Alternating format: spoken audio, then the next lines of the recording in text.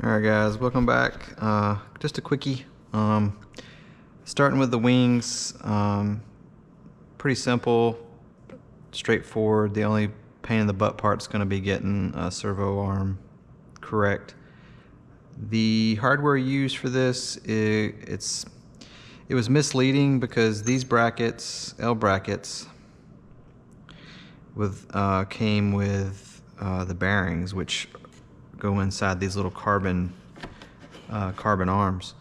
There's another packet of L brackets that have a recess drilling in them, and that's what you actually use for these. So don't be misled by what comes in the packet with those. These will be used for the actual flapper-ons. So I mean, it's kind of the thing, but this packet was like with the recess cup for the taper head screws. You can kind of see there, nice and flush. Not that it would probably hit because these are down far enough for the hatch. I've seen pictures where they could be higher. So, but essentially it is 4 screws with 4 washers, a little bit of thread lock, and the output shaft goes towards the leading edge, so it'll kind of drop in just like this. And then your servo arm is going to go back like this. These will be perfect if I can get them on there. I think these are going to be too small though, they're Futaba.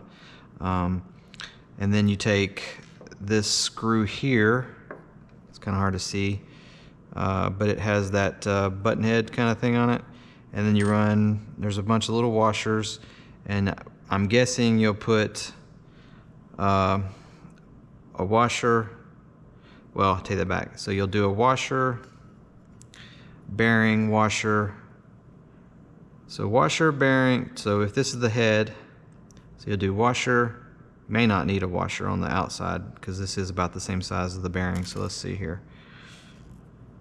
No, you won't need a bearing on the outside. So it'll be butt end of the screw, washer. Heck, I'll just go ahead and do it here. A bearing, then washer. Put on another bearing. That way the inner races are seated. There you go. And then you put another washer. And then this will screw into the servo arm. Oh, hello. And they have a lock washer, a lock nut that you can put on the back side. So it'll go essentially just like that with a lock nut.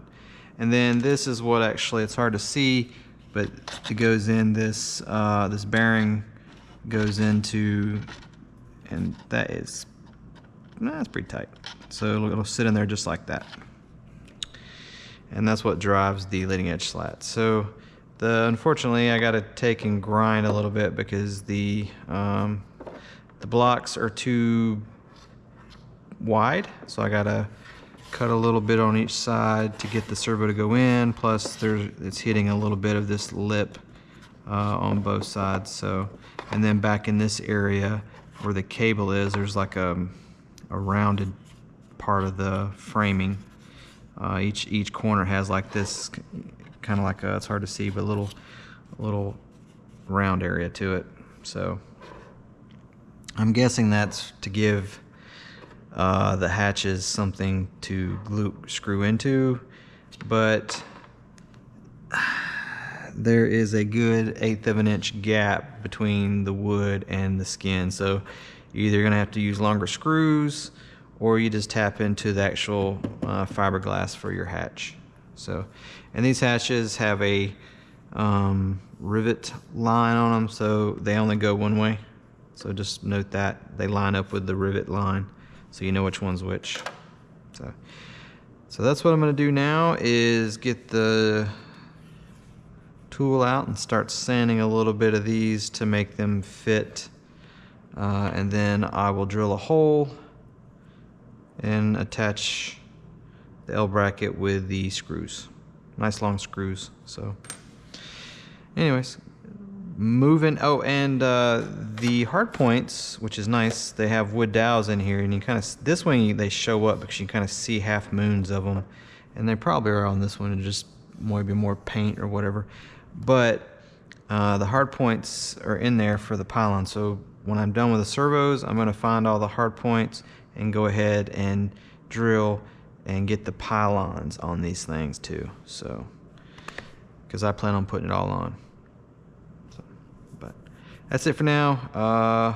Actually, it's probably about, yeah, I need to go do some dinner. I'm going to do burgers tonight. So you guys have a good one, and I'll get back to doing some live videos later, probably in the morning or tomorrow.